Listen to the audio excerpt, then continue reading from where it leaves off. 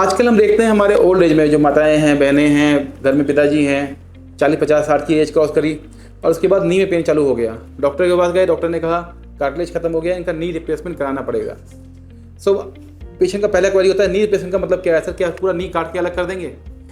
सो मैं छोटा सा एक डेमोन्स्ट्रेशन देना चाह रहा हूँ कि what is knee replacement. Actually में नी रिप्लेसमेंट एक नी रीसर्फेस है। रीसर्फेसिंग कहने का मतलब, मैं एक बहुत छोटा सा एग्जाम्पल बताता हूँ। घर में जब हमारे एक सिंपल आलू या कोई सब्जी में ऊपर दाग धब्बे पड़ जाते हैं, कोई हल्का सा कीड़ा पड़ गया, जनरली हम उसको फेंकते नहीं हैं, उसकी ऊपरी लेयर को काट के हटा देते हैं, बाकी पूरा आलू यूज़ कर लेते हैं। उसी तरीके से नी रिप्लेसमेंट में जब भी हमारे कार्टिलेज डैमेज हो गए, ये एक लेयर जो होती है वो जब डैमेज हो गई, आपस में कार्टिलेज डैमेज हो गए और बोन आपस में टच कर रही हैं, सो हम लोग उस नी को ओपन करते हैं।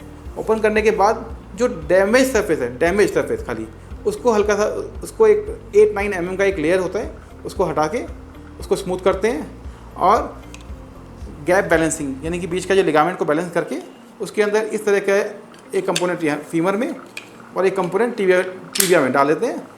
That's it. तो नी रिप्लेसमेंट कोई पूरा नी को काट के नया नहीं बदलते, इट इज़ जस्ट नी रीसर्फेसिंग। उसके सरफेस को हमने रिप्लेस किया है। वो ऐसा नहीं है कि पूरा नी को हमने यहाँ से काटा पूरा नी बदल दिया, नहीं। आपका 80 to 90% नी वही रहता है, सेम रहता है, इतना नी सेम रहता है। वो आपका ओरिजिनल नी रहता है, उसकी रीसर्फेसिंग करके यानी कि ऊपर की इस लेयर को हटा के, ऊपर की एक 8-9 mm की लेयर को हटा के उसमें एक मेटलिक और एक पॉली का रिप्लेसमेंट डालते हैं।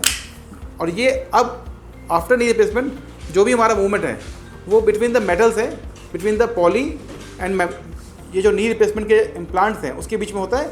बोन टू बोन मूवमेंट नहीं होता। नॉर्मली इसकी लाइफ 20-25 साल होती है। Thank you.